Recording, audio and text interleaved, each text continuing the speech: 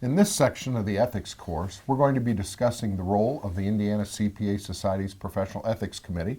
Today we have Mike Barker with us. Mike Barker is the former CFO of the Indiana CPA Society and is a current member of the professional ethics here at the Indiana CPA Society, their committee. So Mike, glad to have you with us today. Glad to be here. Well, Mike, would you mind describing your role on the Indiana CPA Society's Ethics Committee? Yes, I've been a member now for, I think, almost 5 years. Basically, it involves attending 4 to 5 meetings per year, normally 1 to 2 hours at a time. We also volunteer to write articles for the INCPAS magazine, investigate cases as they come to our attention. We also have a volunteer that works the phone each month. Well, Mike, you mentioned cases. How does that ethics committee discover a potential ethics violation?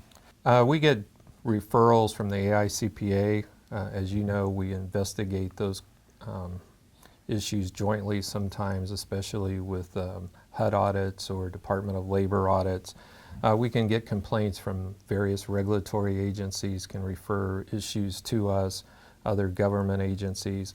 The most common way is we get a written complaint sent to the Indiana CPA Society from either another member or a member asking questions about a situation they get themselves involved in, or it can be a member of the public who says that, I've had these dealings with a CPA, I don't think it was appropriate.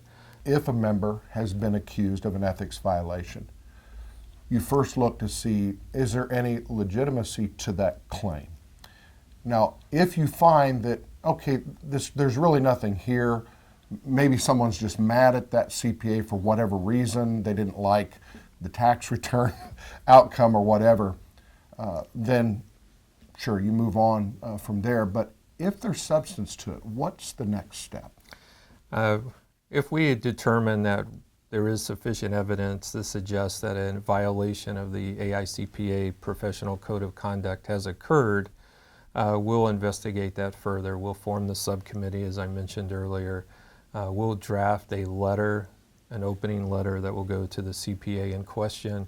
That letter will contain the allegations of where we have suspicions that the Code of Conduct has been violated. We'll ask for additional information. We'll ask for that member's side of the story, if you will. And we give them about 30 days to respond to our request for additional information and for further insight into the situation. When we receive that information from the CPA, we evaluate that. We have a committee meeting in addition to the 4 or 5 regular scheduled meetings. The subcommittees meet frequently to discuss cases they're working on, and during that we'll go through the material that we receive from the complainant, also the material we receive from the CPA, and if we have additional questions, we'll contact that CPA again and request additional information. We may schedule an interview with that individual, the CPA, and we'll go from there. Okay. Once we have all the information, and if the individual or we have requested an interview, we reach a conclusion, and that conclusion can be a dismissal of the complaint with no further action. There can be a letter of corrective action sent to the CPA saying we suggest you take the following training to strengthen this area of your practice, or some additional type of corrective action.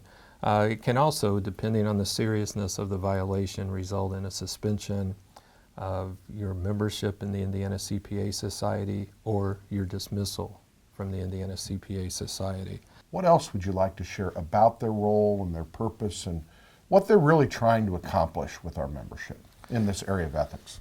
I look at our service on the Ethics Committee as basically that, service to the membership as a whole.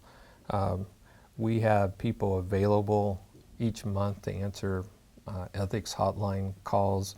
We normally get 2 or 3 calls every month with somebody asking questions.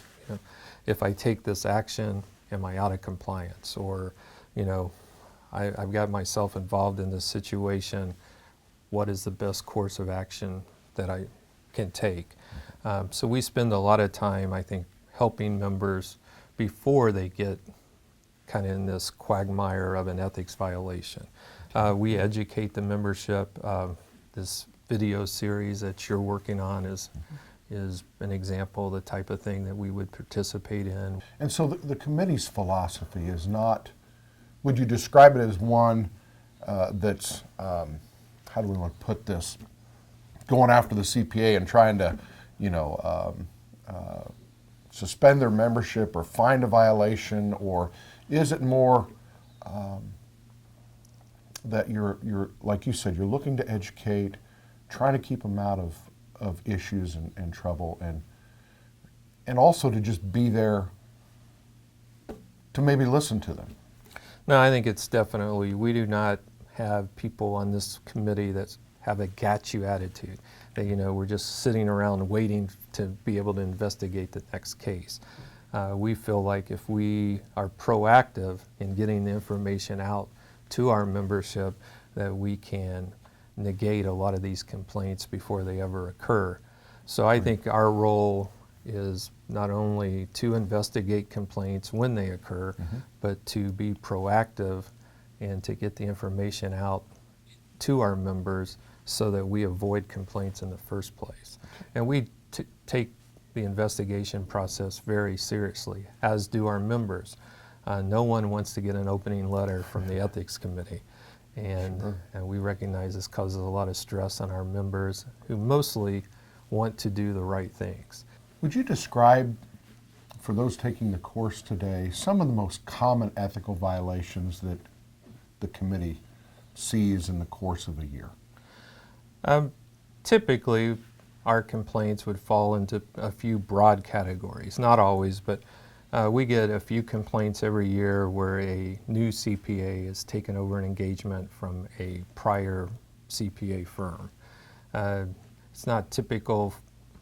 It is typical in those situations for the client to maybe have some outstanding billings.